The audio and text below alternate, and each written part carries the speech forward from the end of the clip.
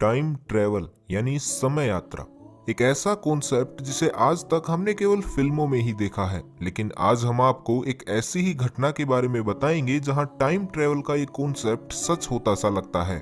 ये कहानी है एक ऐसे रहस्यमयी प्लेन की जो बीच हवा से अचानक गायब हो गया था और जब वो वापस मिला तो 35 साल बीत चुके थे।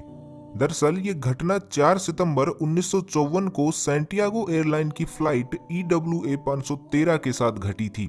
ये घटना इतनी डरावनी और रहस्यमयी थी कि इस घटना को दुनिया के सामने आने से पूरी तरह रोका गया, लेकिन बावजूद इसके ये खबर आग की तरह पूरी दुनिया में फैल गई।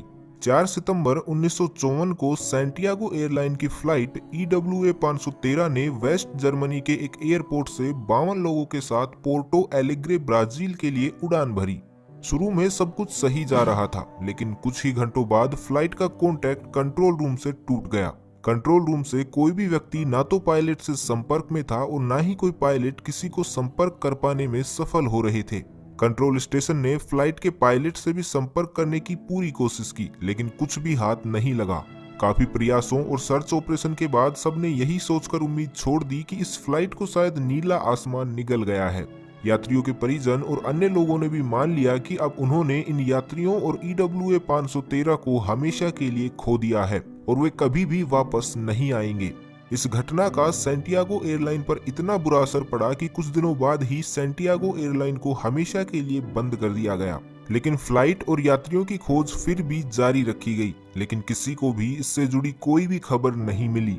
लगभग 35 साल ऐसे ही बीत गए। अब तो लोग इस घटना को भूलने भी लगे थे, लेकिन 12 अक्टूबर 1989 की सुबह एक ऐसी घटना घटी जिसने सभी को चौंका दिया। इस दिन की सुबह पोर्टो एलेग्रे एयरपोर्ट के रडार में एक अननोन प्लेन दिखाई दिया जो तेजी से पोर्टो एलेग्रे एयरपोर्ट के रनवे की तरफ बढ़ता जा रहा था। जब एयरपोर्ट के ट्रैफिक कंट्रोल रूम तक ये खबर पहुंची तो सभी ने अपना ध्यान इस प्लेन पर केंद्रित किया, लेकिन जैसे ही ये प्लेन नजदीक आया तो सब एकदम हैरान और परेशान हो गए, क्योंकि उन्होंने प्लेन पर सैंटियागो एयरलाइन लिखा हुआ पढ़ा था। लेकिन अब तक तो सैंटियागो एयरलाइन को बंद हुए 35 साल बीत चुके थे, तो ये फ्लाइट बिना किसी चेतावनी के कैसे आ सकती थी और अब तक कहां थी। सभी लोग इसी बारे में सोचकर घबरा रहे थे और थोड़ा डर भी रहे थे। कंट्रोल रूम के लोगों ने फ्लाइट के पायलट से संपर्क करने की कोशिश भी की, लेकिन उन्हें कोई जवाब नहीं मिला। ये घटना जितनी उत्सुकता पैदा करने वाली थी उतनी ही डराने वाली भी थी, लेकिन अभी कंट्रोल रूम के लोगों को इस बात का बिल्कुल भी एहसास नहीं था कि अभी ये घटना और भी डरावना रूप लेने वाली है, जिससे उनके होश उड़ने वाले हैं। खैर, इसी बीच प्लेन पोर्टो एलेग्रे एयरपोर्ट पर लैंड हुआ। जब पायलट से संपर्क करने पर भी कोई जवाब नहीं आया तो वहां मौजूद लोगों ने प्लेन के अंदर जाने का फैसला किया। जैसे तैसे वहां के लोगों ने प्लेन का दरवाजा खोला, लेकिन वो अंदर जाने के नाम से डरे हुए थे। लेकिन मन में एक जिज्ञासा भी थी कि आखिर प्लेन के अंदर चल क्या रहा है। हिम्मत करके जैसे ही लोग अंदर गए तो प्लेन का मंजर देखकर सभी हैरान हो गए। प्लेन में जितने भी यात्री थे सभी कंकाल में तब्दील हो चुके थे, लेकिन सभी कंकाल अभी भी उसी हालात में थे जिस हालात में वो फ्लाइट 35 साल पहले अपनी उड़ान के कुछ ही घंटों बाद गायब हुई थी। यहाँ तक कि सभी कंकालों की सीट बेल्ट भी बंधी हुई थी। अब यहाँ लोगों के मन में काफी सवाल भी थे, जिनका जवाब लेने के लिए एयरपोर्ट अथॉरिटी के लोग कॉकपिट के दरवाजे की तरफ पायलट से मिलने गए। लेकिन जैसे ही उन्होंने दरवाजा खोला तो हक्के बक्के रह गए। प्लेन का पायलट भी कंकाल बन चुका था, लेकिन पायलट के हाथ अभी भी प्लेन के नेविगेशन कंट्रोल पर ही थे, जो बहुत चौंकाने वाली बात थी।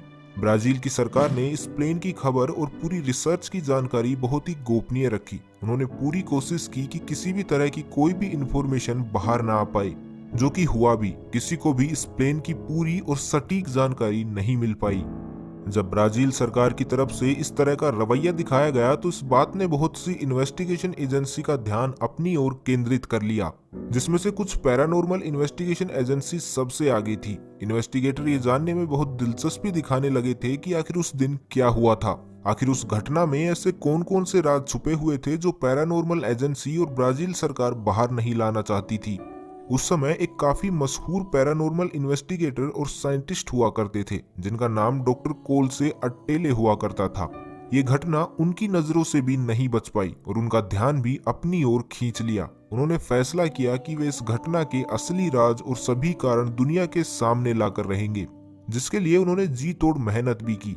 लेकिन डॉक्टर कोल से अट्टेले और बाकी सभी इन्वेस्टिगेटर दुनिया के सामने सिर्फ एक ही थ्योरी ला पाई, जिसके मुताबिक फ्लाइट 513 किसी तरह के टेम्परेरी टाइम बबल में प्रवेश कर गई थी और 1989 के काल में पहुंच गई।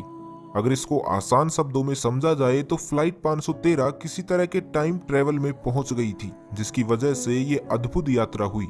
लेकिन यहाँ एक सबसे बड़ा सवाल था जो किसी भी थ्योरी को गलत साबित कर सकता था, और यहाँ तक कि इस सवाल की वजह से इस घटना की वास्तविकता पर भी संदेह किया जा सकता था।